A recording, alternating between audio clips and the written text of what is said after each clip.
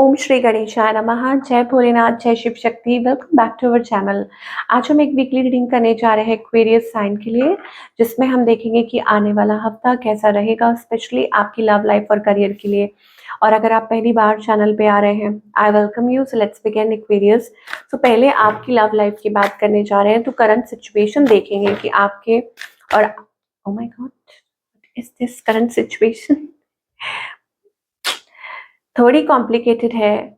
यहाँ पर मुझे ऐसे लगता है कि there is a third party situation, या हो सकता है कि आपको खुद को प्रूव करना पड़ रहा है।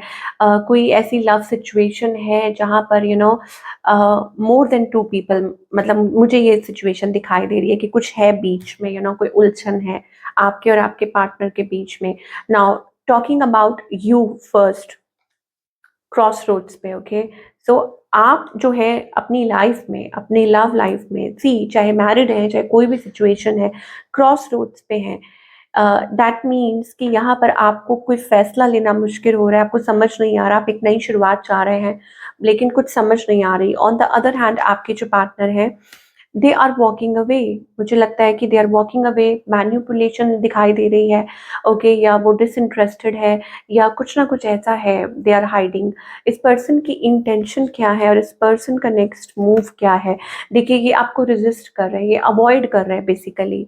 इंटेंशन है, इंटेंशंस ये है that they are waiting for something. मुझे लग रहा है कि किसी चीज का वेट कर रहे हैं, और हो सकता है कि वो कुछ डिसीजन लेना चाहते हैं, डिसाइड करना चाहते हैं whether to go this way और that way. And as I said starting में कि वो चॉइसेस हो सकती हैं।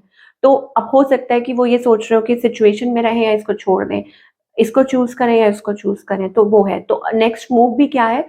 To avoid, to resist. तो what's the outcome?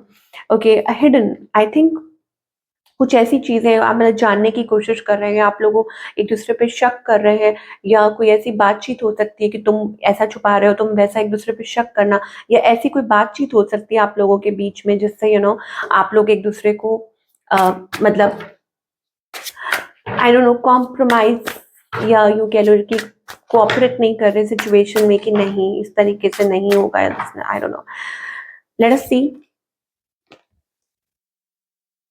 Okay, so यहाँ पर ऐसा लगता है कि आप किसी चीज को लेके लाइक आइसोलेटेड फील कर रहे हैं। ओके, या हो सकता है कि आपके पार्टनर आपसे कुछ चाह रहे हैं लेकिन वो चीज आप कर नहीं पा रहे हैं। देयर इज समबडी, कोई है ऐसा जो आपके लिए पोजेसिव भी महसूस कर रहा है, but you are taking time.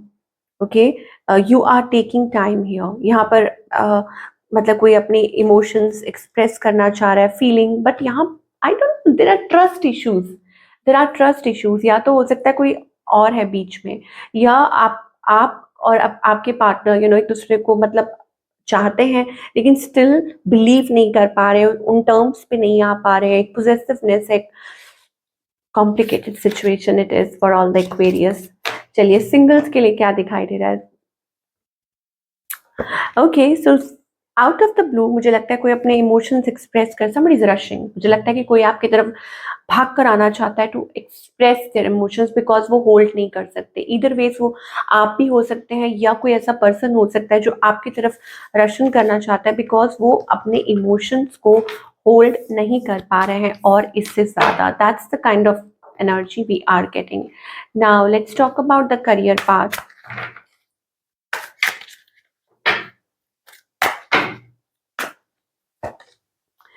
Okay, so हो सकता है कुछ चीज़ें ऐसी हुई थी, फाइनेंशियल कुछ प्रॉब्लम, दिक्कत हुई थी, या आप कहीं इन्वेस्ट किया था।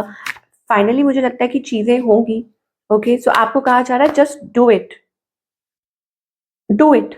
ओके, मतलब वेट नहीं करो किसी चीज़ का, जो हो गया सो हो गया, उस चीज़ को लेके मत बैठे रहिए, लेकिन आप तैयार होइए, खुद को तैयार कीजिए, अपना काम कीजिए, अपना बेस्ट दीजिए।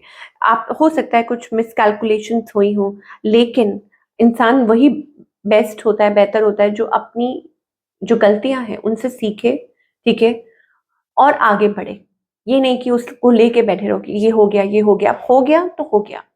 ओके, आप you obviously you are facing the future with positivity, कि आप अपने फ्यूचर को पॉजिटिविटी के साथ फेस कर रहे हो और वो आपको अच्छे रिजल्ट्स देंगे। तो this is kind of a new beginning, आपको रिकग्निशन मिलेगी। तो आप अपनी इनर वॉइस को सुनिए, ठीक है। योर करियर इज ट्रांसफॉर्मिंग, हो सकता है कि ऑलरेडी वो शुरुआत हो चुकी हो। तो this is a new beginning, something creative, आप कुछ नया क्रिएटिव कर सकते हैं। आप आपको उसके रिजल्ट्स अच्छे मिल सकते हैं, रिकग्निशन मिल सकती है इस हफ्ते। एंड एज आई सेड कि कुछ अच्छा हो सकता है, प्रॉमिसिंग हो सकता है फॉर द फ्यूचर। ओके, तो आपको पॉजिटिव रहने के लिए कहा जा रहा है। नाउ लेट अस सी कि आपको डिवाइन क्या गाइड करना चाहते हैं फॉर योर सिचुएशन। पहले तो कन्फ्लिक्ट करने से बाहर आओ। देखिए, लड़ने से ना कभी कुछ नहीं होता, हासिल नहीं होता।